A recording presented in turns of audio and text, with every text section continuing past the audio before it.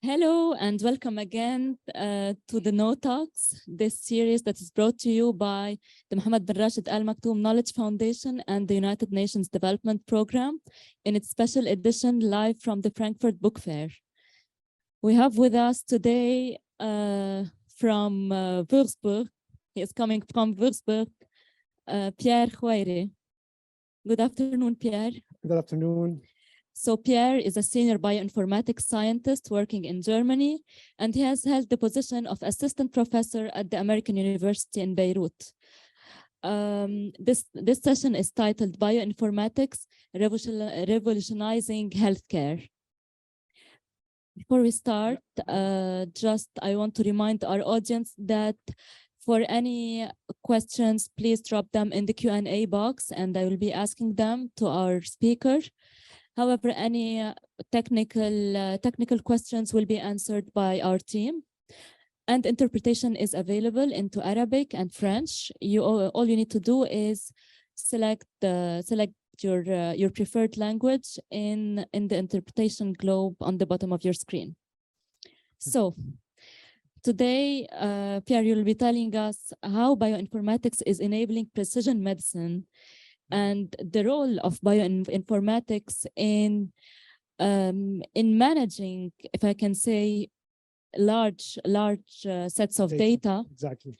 Yeah. And next generation sequencing. Yes, which actually is something that enabled precision medicine, as we will see in the talk. Yeah, thank you very much again. Great. I would like to start by thanking you for the invitation. It's a pleasure for me to be here to discuss with you such a very important topic, which is bioinformatics in revolutionizing healthcare. And I was very pleased actually that this topic was brought up here today because indeed we are witnessing a revolution in healthcare, and this revolution in healthcare actually is happening thanks to bioinformatics at the end of the day, as you will see here. Certainly, those are efforts that are made by so many stakeholders at the end. But you can see that bioinformatics is at the center of the revolution that is happening. If I may, this is exactly why we are having you with us, and this is exactly why we are discussing bioinformatics here. And there is no need to freak out, our dear audience. I don't know either about bioinformatics, but we are here to learn today from a subject matter expert. Yes, so I tried actually to really bring up some concepts in a very easy way, hoping that the message will be very clear. So certainly we will also be happy to answer any question, even the very basic one, that's perfectly fine. If we start here, I put the first slide, which is a question to the audience, to everyone here, asking them if they look to each other, how similar they think they are to any other individual that is present here or any other individual in the world. I just give you like 3-4 seconds to think about this, or like, let's say 10 seconds. If you look to each other, you may think that there are a lot of differences. Yeah, you see people, different height, hair color, eye colors. We are pretty different if we look from this perspective. But if we look genetically, actually, the difference is very minimal. We will see it. But before answering this question, I wanted just simply, because as we know, not many people are familiar with bioinformatics, but even less with the concept of DNA. Since we will be talking a lot about DNA today, which is at the heart of the revolution in healthcare, I thought of really showing you a sequence of DNA and how we can get the sequence of DNA. So you can take any tissue in the body. I'm showing you here the heart, from which you can extract cells. That's a very easy method done since ages. From the cell, you can extract the DNA. Also an easy method that was done a long time ago. This DNA molecule, we know it since some time already. How is it formed? And it's formed by small compounds that we call adenine, guanine, cytosine, thymine. I'm not going into too much details today, but this is the basic things that is happening here. So the molecule of DNA that we extracted, and you can do the extraction at home. There are on YouTube a lot of videos showing you how to extract DNA from kiwi, from a lot of fruits or vegetables. That's easy to do. You can do it at home. And you end up having this molecule and formed of those 4 compounds. When we do DNA sequencing, is at the end of the day to see what are the sequence of those compounds in this cell. And you end up translating the information from the molecule to letters, as we can see here, that are 4 letters, A, T, C, and G. So when we are talking about DNA sequence, this is a DNA sequence, how it is shown, and this is what we end up working on at the end of the day when we are analyzing DNA. This is a zoom in on how this sequence of nucleotides are existing in the molecule of DNA. And if you want, the major question in bioinformatics, but also in healthcare, is to understand when we obtain the sequence, what is the sequence containing? What does it mean? It's like at the end of the day, taking a puzzle and really pieces of those puzzles that are pieces of the DNA sequencing, stitching them together in order to go from scattered information to the full picture of the DNA sequence and down the line, the function of all those small pieces or small letters that we see here. So this was the first slide, a bit of details about how DNA is sequenced and what is a DNA sequence that we can see here. Is it possible that you tell us, like, briefly what do these letters represent? Like, what is the difference between the adenine, guanine? Right. So the difference is in the compound that we can see here. This is purely chemical difference that exists between them. But the information that they are bringing is the most important. And the sequence here that you see, we can cut it into pieces, and those are the pieces of the puzzle there. And some of those pieces will be genes. Some of those pieces will be part of the DNA that activates or repress the gene. So a gene is part of the sequence, and the gene is going to give the protein. And we will be talking about proteins down the line. So indeed, this DNA sequence actually contains information about the genes and what activates or repress those genes in order to give the proteins and in order to give the cells. So here you can go back down, and the sequence of DNA is actually defining what is the cell. And by building the cells together, you obtain tissues and you obtain the organism at the end of the day. I'm sorry, I have many questions on this. Are the DNA sequencing, like, do they differ from a person to another? I know they do, but I mean in size. Okay, yeah. No, in size they are the same. Okay. Actually, that's what defines species if you want part of this. I mean, we all share the same DNA. We have the same size of the DNA. There can be small differences. That's really minimal. But at the end of the day, no, the human genome is the same size for all humans, certainly.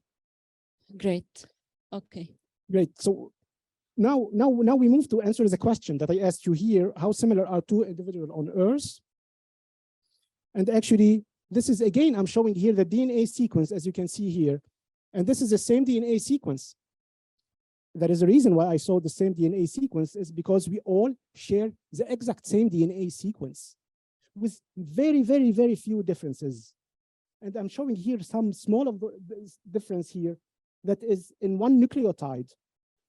For instance, assuming this DNA sequence, in some people we have persons, we have A, in others we have T, and in others we have C. So actually, this difference is what can be between different individuals. And we are identical by 99.9%. And this is to answer the question that we had at the beginning. Yes, that's amazing. And we only have 0.1% of difference between any 2 individuals on Earth. And those differences are split into 2. You can have harmless, and those are the majority differences. And those differences actually define the phenotypic difference between different people. Phenotypic, it means things that you see at the from outside, and those can be translated to height differences, hair and eye color and skin color, and also some differences that can be related to some, I would say, health differences between people, but nothing very dangerous if you want. I'm giving the example here of lactose and caffeine intolerance. You have people that are intolerant to those. And this is due to the fact that those people, we have differences in some of those DNA sequences. So the majority of those genetic differences of the 0.1% are simply phenotypic differences, and they are harmless. And the minority are harmful ones. And those harmful differences are the ones that can cause diseases. And those diseases can be chronic or non-chronic diseases. We give the example here of hypercholesterolemia, diabetes, but also cancer. So the message here is that we all share the same DNA sequence, and the small differences that exist are related to those two types of events. And can a person's DNA change in his life? It does, and it can lead to diseases. Cancer in such case. Certainly we call them somatic changes in that case. We cannot go into details about that today, but cancer is one case when there are some mutations that happens, and they can be random mutations or non-random mutations that can happen because of, they are random, but they can happen because of external cues. And cancer is one such case, but also cancer can be hereditary. So we can inherit some mutations that can, in our lifespan, develop cancer. That's, again, a lot of events that are happening here. But yes, it can change, but it's not a big change that happened, but even the smallest change that can happen can lead to diseases, certainly. Okay. So let's go back to our topic today, bioinformatics. Now, how bioinformatics is working in order to understand those differences. And this is why today bioinformatics is revolutionizing healthcare, because it's actually aiming, one part of bioinformatics is aiming at identifying those differences and really check if this difference is really related to the disease that we're looking at, or it's not related to the disease. And that's a major concept in bioinformatics. So again, here we have to define bioinformatics. We're talking about healthcare, we're talking about bioinformatics also, and we have to define it. So what is bioinformatics? Bioinformatics is a multidisciplinary field that actually englobes genetics and genomics, clinical sciences. You do bioinformatics also, you need a bit of mathematics, a bit of statistics, and also physics sometimes. And the idea is that bioinformatics take advantage of all those fields in order to enable sectors like medical biotechnology. Bioinformatics have an impact in animal and agricultural biotechnology. In basic research, certainly, bioinformatics is very used to study evolution, to study population genetics, changes that exist between people, without really talking about diseases in that case, but population genetics sometimes. Environmental biology, but also bioinformatics is used in forensic sciences. Yeah, so this is bioinformatics really relying on those fields on the right and helping sectors relying on those fields on the left, helping sectors on the right. And bioinformatics is this science that actually relies itself on computer science, information technology, and data management. We do a lot of these things when we do bioinformatics. So this is bioinformatics today that we're talking about. It's by far one of the most multidisciplinary fields, if you want, in life sciences. So the question is how bioinformatics became a cornerstone in life and health sciences. There are many events during the development of science, if you want, biological science, let's talk, that where bioinformatics played a major role. And here I'm simply showing two of those major events.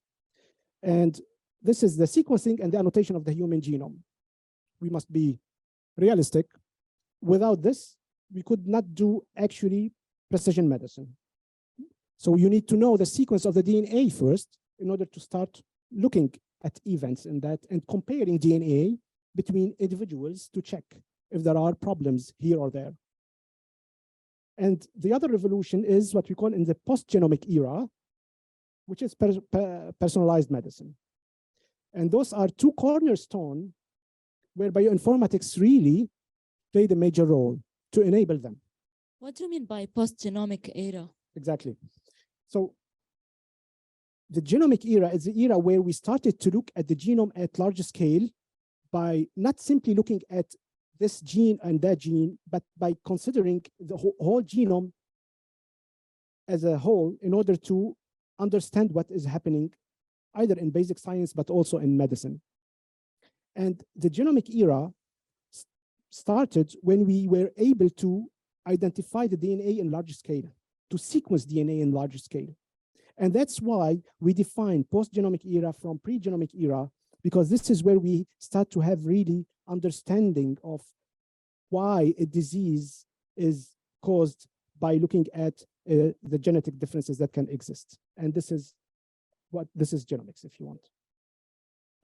And now certainly we're here, and then the technology is progressing, and then we will talk about this a bit now. Now here I'm showing an interesting slide that may look complicated for some, but we will take it little by little. And so you see the blue and the red curves represent scientific articles that are published either in the field of precision medicine for red or in the field of bioinformatics in blue. And the number related to those two lines, the blue and the red, is on the left, on the Y scale on the left. Let's forget about the right scale now. And you can see here that since 2000, where really bioinformatics started to play a role, or if you want, where it emerged, we started to see that a lot of scientific publications started to appear little by little, and you can see the increase is there, and still a lot of papers are published. I'm saying scientific papers using bioinformatics. And you can see that at that time, there was almost nothing related to precision medicine. People were not doing precision medicine because we didn't have the tools if you want to do precision medicine.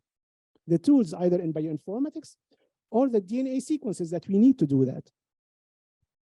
And you can see that we started to see this starting at year 2014, where a lot of papers published related to precision medicine.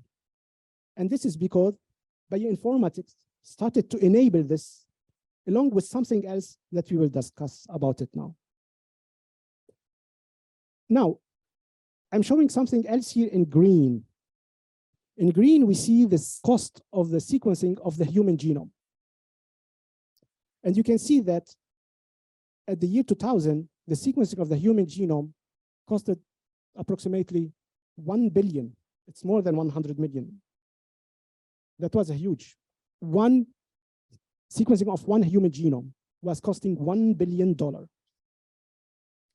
And then you can see that actually now we aim to reach $100, but you can see that the cost went down with time. And before talking about this decrease that I will show it to you later, I'm showing here some events that happened during this time period. In 2004, we had the sequencing of the first human genome published. The draft of it existed in 2001. But the real paper came out in 2004, the first final sequence of the human genome. One human genome at the time, another one in 2008. You can see from 2004 to 2008, this was 4 years. It took us 4 years to sequence another genome. That's a lot of work. Where was it sequenced first? It was sequenced at the Broad. And actually, it was a consortium. That's a really very interesting story. It was a consortium between different countries and different institutions in the States, Europe, Australia, Asia. But there was actually kind of a race between the public sector and the private sector, because a company at the time named Celera Genomics was also sequencing the human genome. And there were a lot of concerns that the private sector will finish the sequencing first, and then they will start putting patents on genes, and then you would have to pay those companies to get the sequence of a DNA of a certain gene if you want. And then this is why there was a lot of push from the public sector and academia, but also a lot of political pressure for this not to happen. And luckily, at the end of the day, both the public sector and the private sector published in two major journals the sequence of the human genome at the same day, in two different papers. And that's how actually end up not having patents on any of those sequences and then getting along at the end of the day because this is for the good of everybody. And luckily, this is how it happened. Now, 2008, the sequencing of the second human genome. And then look at that, 2014. In 2014, we had 228,000 directly. So first, it took us 4 years to sequence another genome. And then some 6 years only to sequence 228,000 genome. And now we have way more than 500,000. This is an underestimation because a lot of also institutions are sequencing a human genome without really publishing them. So what happened here is something that happened in year 2008. As you can see, in year 2008, the drop happened from really high cost of sequencing to very low cost of sequencing. And this is the scale that we see on the right, as I said. And then the aim now is to reach the price of $100 to sequence a human genome for $100. So what happened in 2008? What happened is a new sequencing technology that came up. Is it close to $100 now? No, unfortunately, as you can see here, the price, while we're going down and they are steady. I would say now you can sequence a human genome with around 1,000, but the aim is to reach 100. The aim was to reach 100 already in 2022. We didn't reach it, and then now with the inflation is not helping, but we will get there at some moment. Now, what happened in 2008 is a new technology to sequence the human genome. I mean, to sequence any DNA, not only the human genome, that we call it next generation sequencing. And here I'm showing you what happened in this new technology. We started by showing you the sequencing of how the sequencing is happening. You take cells, you extract the DNA, and you sequence. At the time, in the past, we were sequencing fragments of DNA, let's say 300 base pair, 300 piece of 300 nucleotides. It used to take 1 day to sequence this, for instance. This new technology, the next generation sequencing, is allowing us to take all those fragments of DNA, and instead of sequencing one fragment in a day, we can sequence all those fragments at the same time. And this is what we call parallel sequencing. And this is next generation sequencing. And this is what happened here. There should be a bar plot here. We don't see it. It's fine. The idea is that should be a what? A bar plot here that shows okay. shows the number of DNA sequences. Nothing bad. Actually, I put this here to show that thanks to this new technology, the next generation sequencing, we are now having around 1.7 billion of DNA sequences published. That's a huge increase from what we had before, around 600,000 in the year 2000s. And this is what explains actually this decrease in the cost, because this new technology is much cheaper than the previous technology. It's much cheaper and much faster. And we end up having all this information in our hand. And what I'm showing here up, the Moore's law. This is something important in bioinformatics. Moore's law is a law that describes our capacity in computing power.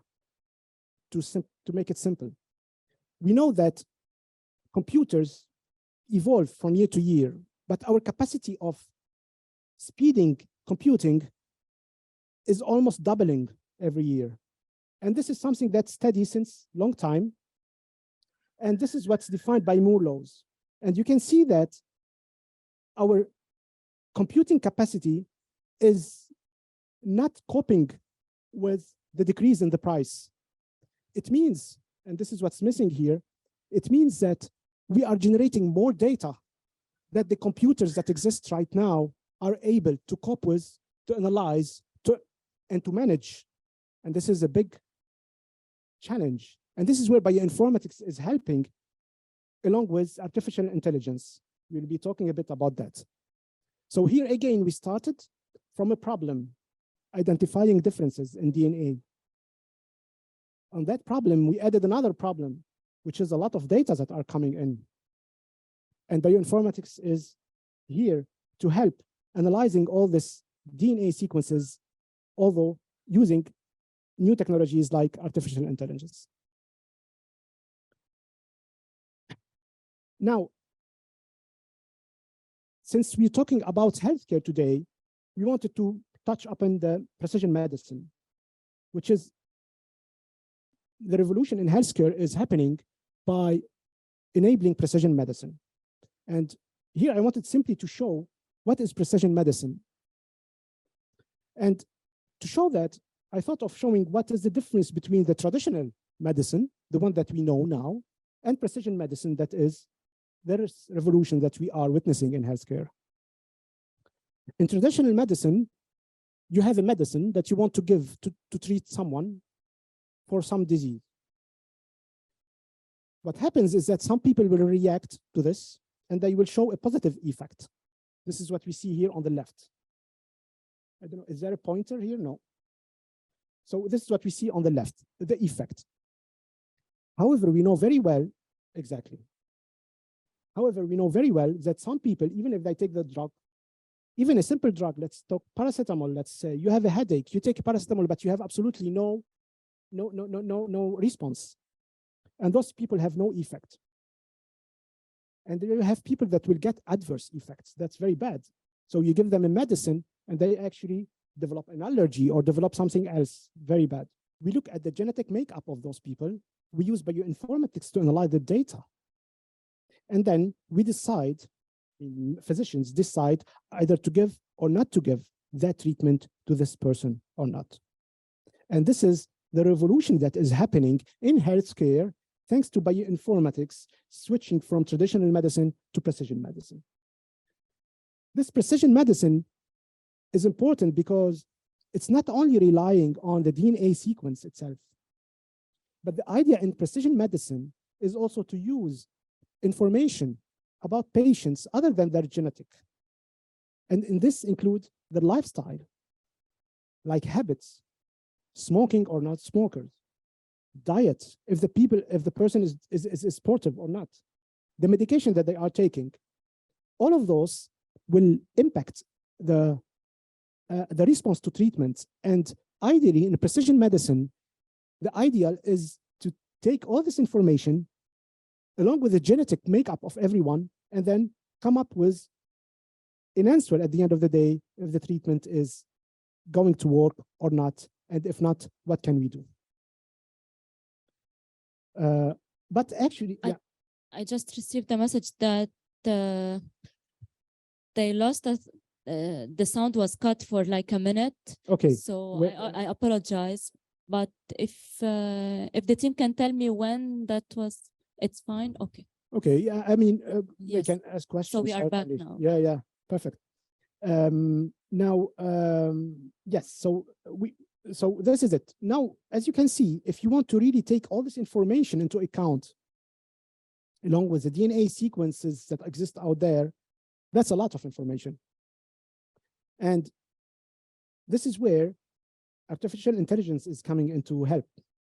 And this is where actually bioinformatics is taking advantage of artificial intelligence in order to make conclusions by using all this big amount of data that we have to analyze it in parallel in order to come up with answers. And this is, again, I'm showing always the contrast between what was done before, or what is being done in the past, and what was done in the past and what is being done currently. And if you look at the left here, in precision medicine, the idea will, as we said before, take DNA data, clinical data, and metadata. Metadata, it will be, as we showed, a lifestyle, what the person is eating, the diet, and all of this information, and try to analyze it at the same time. Usually this is done by people sitting, checking on how good the data or how bad it is, working on the data, a bit of data science in that, doing something what we call a classification, and coming with results output is that person have a disease or it doesn't have a disease, or if that person is going to respond to the treatment or is not going to respond to treatment. Now, how AI is helping into all that is by actually also, I mean, machine learning is part of AI, but also using deep learning. And in that case, the idea is actually remove the need for a person to really do this analysis and let the machine actually learn by itself about some existing features in the data, allowing us actually to come up with this output with disease or no disease. And this is, again, how artificial intelligence and bioinformatics are helping to make this revolution in healthcare. And this is simply to say that, again, bioinformatics is helping, bioinformatics is helping or revolutionizing healthcare by using AI currently. Now, an example of AI in bioinformatics and in healthcare, if you want. This is actually something that was in the news. You must have heard of it, what we call AlphaFold. And AlphaFold is a simple artificial intelligence solution or tool that is developed by DeepMind. And AlphaFold was used in order to predict protein structures. This is what you see here on the right. So we talked about DNA. At the end of the day, DNA will give proteins. And the protein looks like something like that. But the protein needs to form a specific structure for it to be functional. And in order to know what is the structure of the protein, scientists will sit for years to study the structure. And in that case, it can take 3 to 5 years to know what is the structure of a certain protein. What AlphaFold is doing currently, and this is again an AI-based method, is to guess the structure of a protein from the DNA sequence. And you can see here that the accuracy of this AlphaFold is increasing with time. This bar plot on the left shows the accuracy, and we can see that in 2020, we reached something like 82%, and now in 2022 is even higher than that. And you can see here on the right, the comparison between the structure of a protein that was resolved by using experimental method in green or computational prediction using AlphaFold in blue.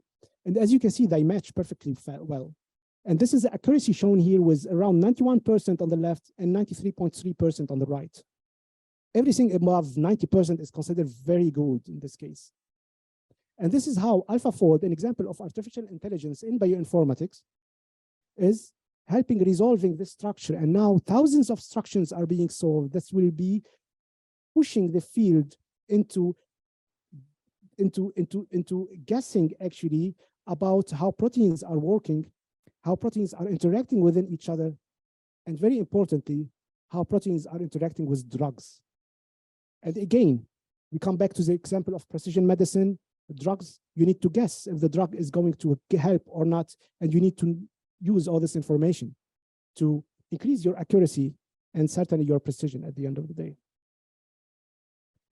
So this is something that we talked a bit. So AI and bioinformatics for drug discovery and repurposing. And what I find it nice in that is this is helping to promote equality in healthcare. Along with when we said that the DNA sequencing is going to, the cost is going to drop down to 100, it means this is affordable almost for everybody now. Because if you want really to know if a certain treatment will work with someone, you cannot afford to ask the person or insurance companies to pay millions of dollars or hundreds or thousands of dollars even to guess the structure, the sequence of the DNA. The sequencing of the DNA will drop to 100. Now everybody can actually afford to sequence their own DNA and check if there is a problem or not. Okay, it is affordable, but is it accessible?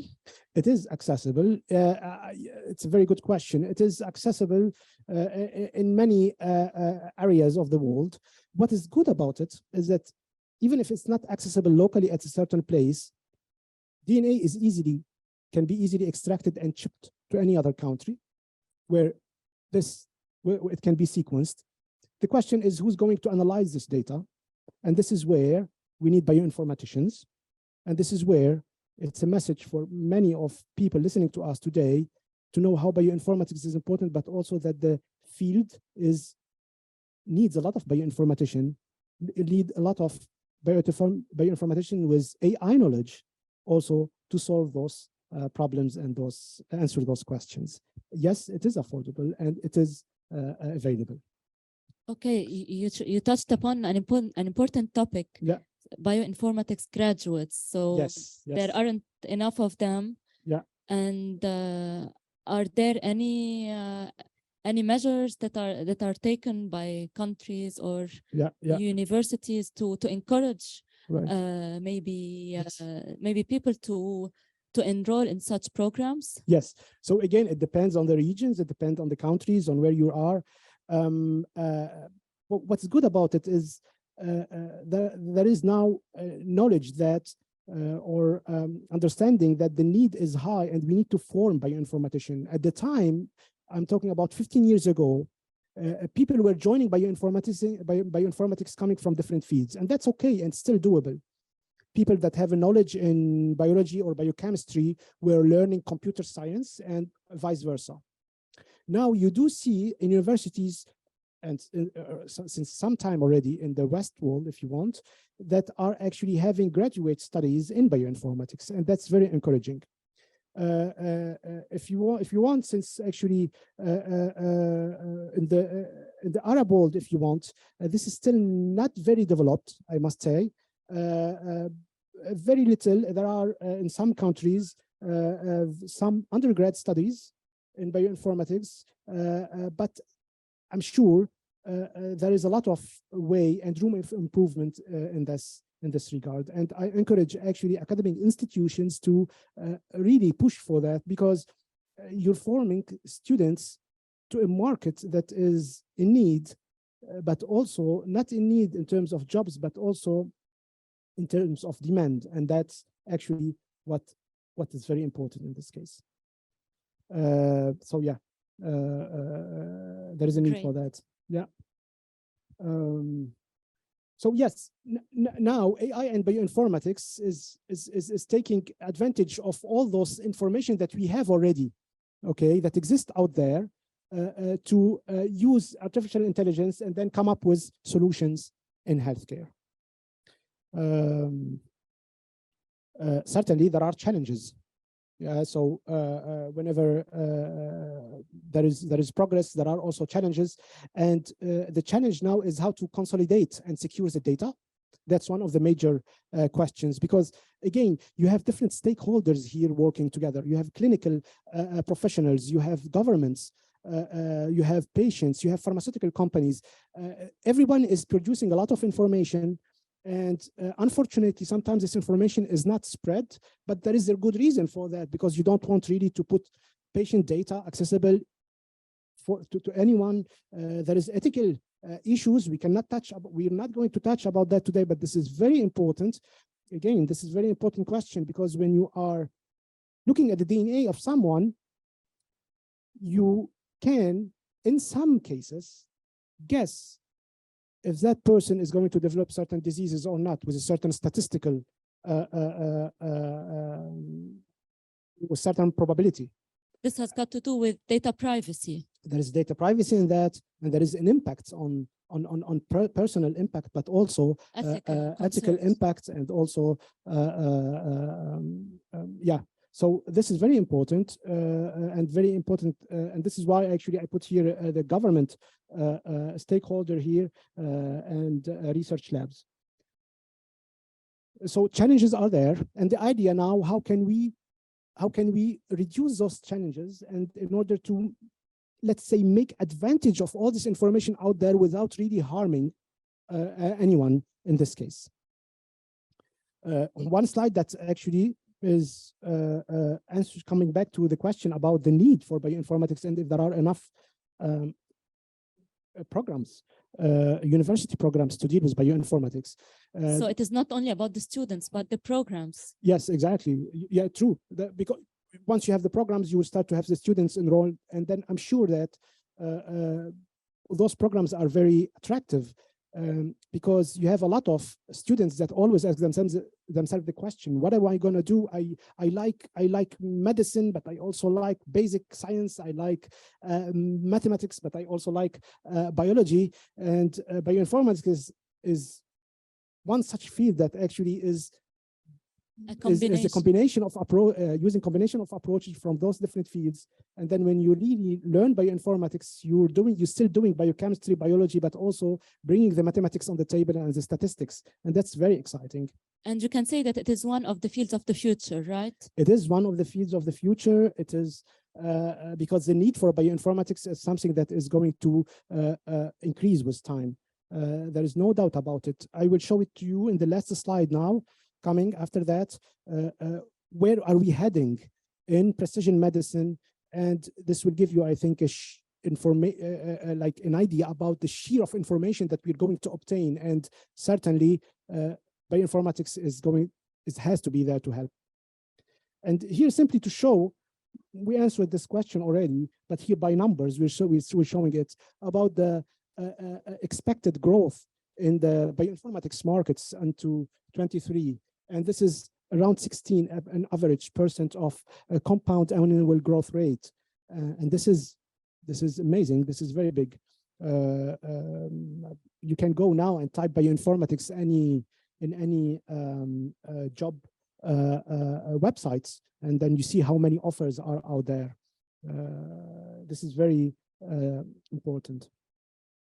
On the left, you see that the market share by region is by far dominated by North America, but then followed by Europe, Asia Pacific, and Latin America, and very little for the Middle East and Africa, which actually tells you where bioinformatics program most likely need to be developed to form people and generations to come in bioinformatics.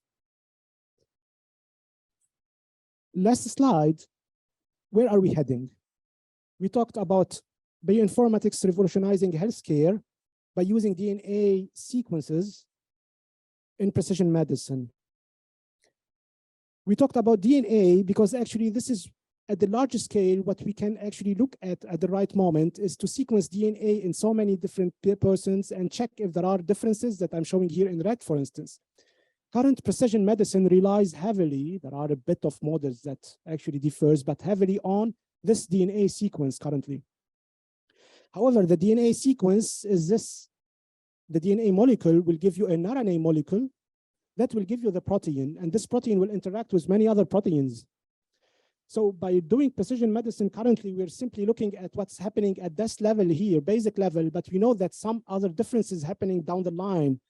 And we need really to start including this information from all those other fields in order to increase our precision, but also our accuracy in precision medicine. And this is where we call it next generation precision medicine now coming ahead, where we can use artificial intelligence and data coming from proteins, RNA, again, lifestyle and all this information, and giving it to models and that will give us predictions at the end about the best treatment, about the diagnosis, about prognosis, about things, and then really revolutionizing healthcare in the future. And this is combining different data sets in that case. We talked about genomics, proteomics here for people that know about these things, but there are a lot of imaging here also. MRIs, CT scans, whatever. Those things, you can include them in those models in order to come up with predictions about diseases and treatment for those diseases. And this is what where we're heading in the future. Thank you. And yes, let's have questions. Thank you, Pierre, so much. Thanks to you. Can you just please move to, yes. Okay. So here are our social media accounts. We are having live tweets and also social media posts on other platforms. Here's our email address for any question and our portal where you can check all our products. Just an ad in our talk. So yes, Pierre, thank you so much. Thanks. We are having many questions. However, we are running out of time. So Okay. I'm going to ask one question. Yeah. However, I was checking the questions. Many of them are about the skills gap. Yeah. That you have addressed. Yes, we addressed this a bit. Yes, and many questions that were asked in the beginning, and then we had the answers like along the presentation. So the question I'm going to ask you is, how does bioinformatics determine the likelihood of a person developing diseases in the future? Right. Yeah, this is a very important question. Unfortunately, you have diseases that are inherited. Inherited diseases, it means you have a change in your DNA sequence that you got it from your parents. We all have that. Now, in some cases, those modifications in the DNA sequence are predictable of certain diseases. One of the most known example of that is a mutation change in the DNA sequence that is affecting a gene that is important, playing a role in breast cancer. And this is a gene named BRCA.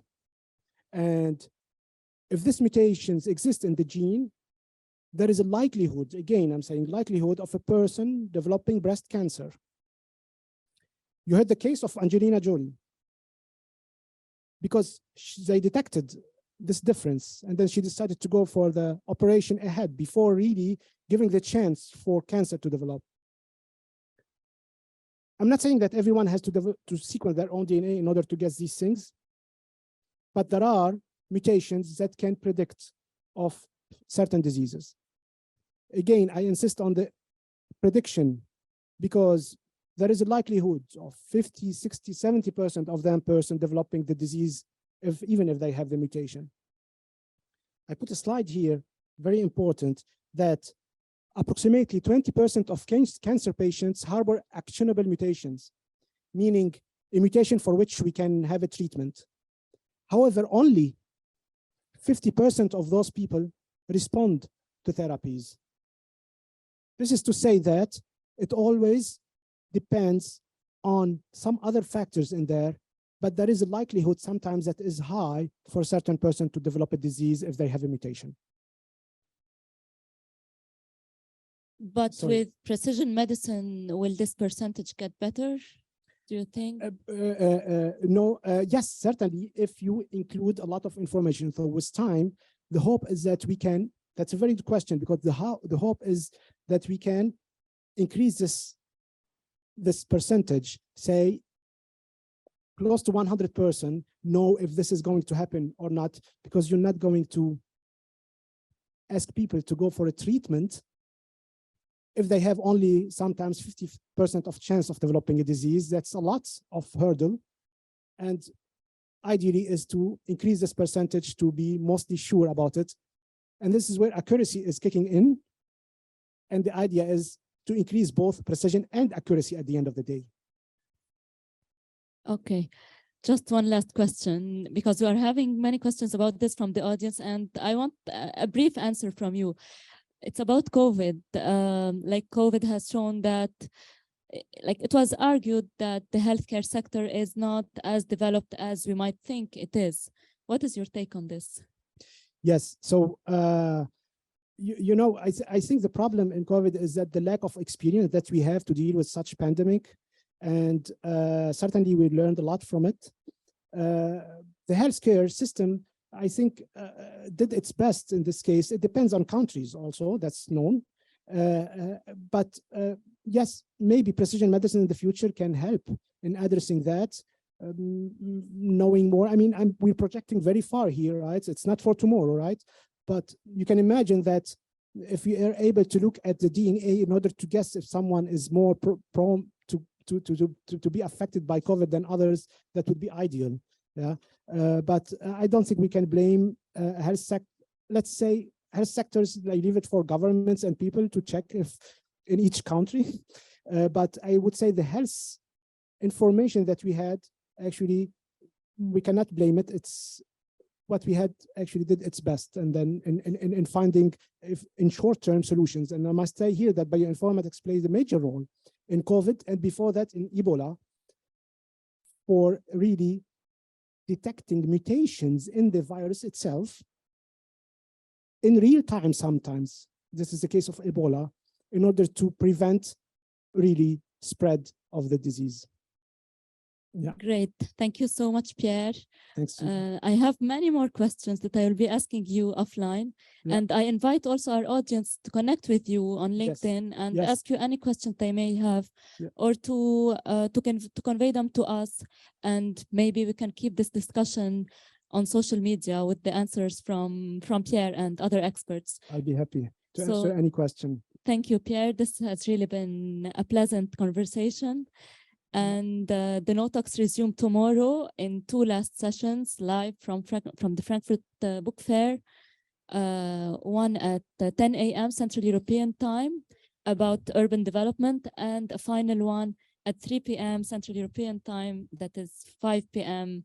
UAE time, about the importance of volunteerism. Thank you so much. Thanks.